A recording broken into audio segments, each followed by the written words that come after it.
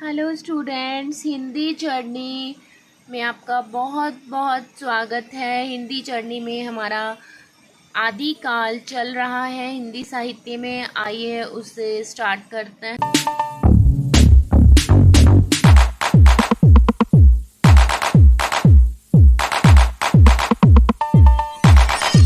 आदिकालीन साहित्य की प्रवृत्तियाँ, जिसे विशेषताएं कहा जाता है।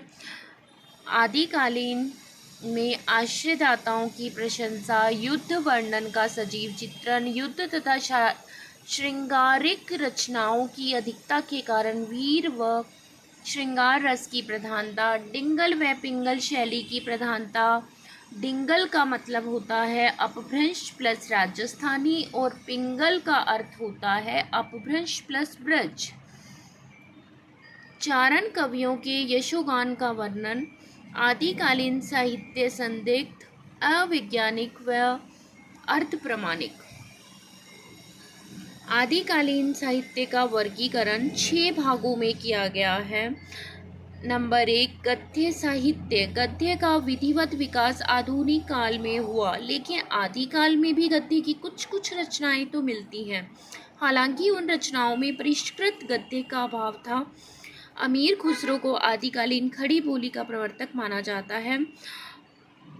गद्य साहित्य का राउलवेल ग्रंथ, जिसके रचनाकार रोड़ा कवि, ग्रंथ का नायक राउल, ग्रंथ की नायिका वेल।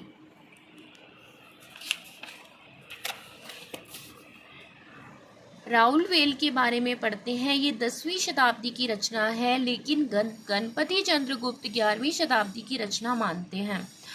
शिलांकित मतलब शिला पर अंकित आकृति है, जो धार मालवा के शिलालेख पर अंकित है। इसमें हिंदी की 7 बोलियों के शब्द मिलते हैं, जिनमें से राजस्थानी बोली प्रमुख है। ये हिंदी की प्रथम गद्य पद्य विश्रित चंपू रचना है। हिंदी में श्रृंगारिक परंपरा के नक्शिक वर्णन की शुरुआत यहीं से होती है। यह कृति बम्बई के प्रिंस ऑफ वेल्स संग्रहालय में सुरक्षित है।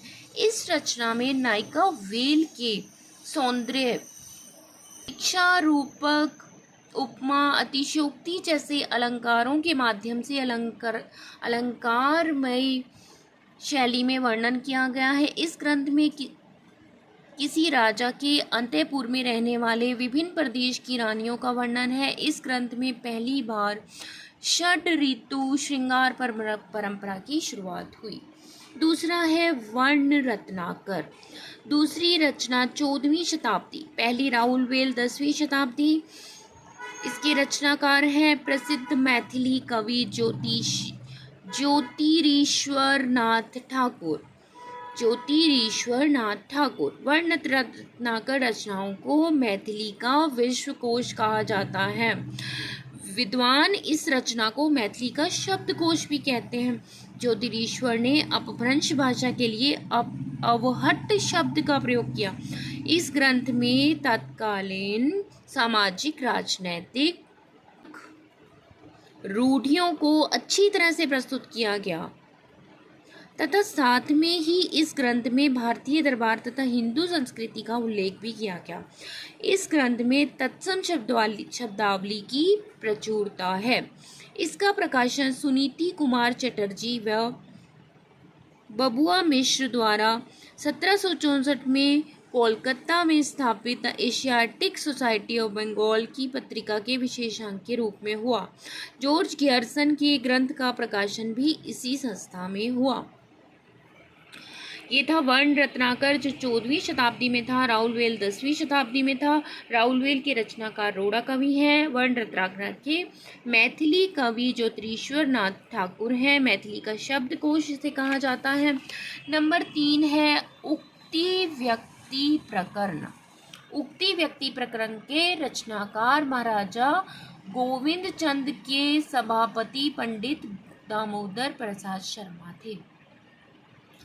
12वीं शताब्दी में रचित इस रचना में बनारस के आसपास की संस्कृति तथा परिवेश का वर्णन है। गद्य पद्य के साथ साथ इस ग्रंथ में तत्सम शब्दावली की भी प्रधानता है। द्विवेदी ने स्थानीय शब्दों का व्याकरण भी कहा। विद्वान इसे हिंदी का प्रथम व्याकरणिक ग्रंथ भी मानते हैं। ये हुए गद्य साहित्य के 3, राहुलवेल, वर्ण रत्नाकर, उक्ति व्यक्ति प्रकरण।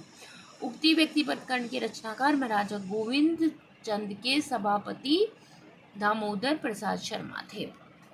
आइए दूसरा पढ़ते हैं, सिद्ध साहित्य। इनका समय 7वीं से 8वीं शताब्दी, स से सिद्ध, सा से 7वीं से 8वीं शताब्दी। बौद्ध धर्म की 2 शाखाएं थी, हीनयान, महायान। महायान के भी आगे 2 भाग हैं, सहजयान, वज्रयान। वज्रयान से बना सिद्ध, वज्र चलाकर सिद्ध किया, ऐसे आप याद रख सकते हैं। सिद्ध साहित्य बौद्ध धर्म का ही विकसित रूप माना जाता है। बौद्ध धर्म की वज्रयान शाखा का प्रसार करने वाले सिद्ध कहलाए। यहाँ वज्र का शाब्दिक अर्थ शून्य है।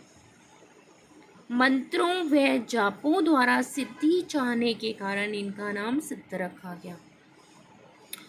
आदिकाल के सिद्धों के उच्च जातियों से संबंध थे, लेकिन इनके कर्म बहुत निम्न श्रेणी के थे।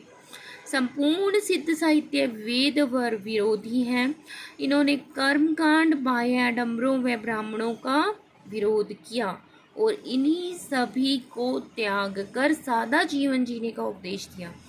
इनकी संध्या राहुल संस्कृतान के अनुसार 84 मानी जाती है। इनकी संख्या राहुल संस्कृतान के अनुसार 84 मानी जाती है। इन 84 सिद्धों में सर्वोच्च सिद्ध लुइपा को माना जाता है। इन 84 सिद्धों में से 3 महिला सिद्ध, जिन्हें सिद्ध साहित्य में योगिनी कहा जाता है, जिनके नाम लक्ष्मी को पूजने से मणि व कनक मिले। लक्ष्मी को पूजने से मणि व कनक मिले। लक्ष्मी खरा, मणि प्रभा, कनक लता। सिद्ध अपने नाम के पीछे आदर्श सूचक शब्द पा लगाते थे। इन्होंने बौद्धों के दुखवाद को बदलकर महासुखवाद पंचमकार किसे मानते थे? मांस, मत्स्य, मदिरा, मैथुन, मुद्रा। यह दुष्प्रवृत्ति सिद्धों में थी, लेकिन इसे वह महासुखवाद मानते थे। मुनिदत्त के अनुसार इनकी भाषा संध्या भाषा मानी जाती है। क्या होती है संध्या भाषा? साधनात्मक रहस्यवाद, जिसकी भाषा में कुछ स्पष्ट तथा कुछ अस्पष्ट अर्थात रहस्यवाद की प्रधानता हो, उसे संध्या भाषा कहा जाता है। नेक्स्ट पार्ट में हम पढ़ेंगे प्रमुख सिद्ध कवि व उनकी रचनाएं। यहाँ तक आप अच्छे से याद करिए, बार बार इस वीडियो को देखिए, रिवाइज करिए, जब तक हम आपके पास वापस लेकर लौटेंगे प्रमुख सिद्ध कवि व उनकी रचनाएं। Thank you students, thank you so much for your support.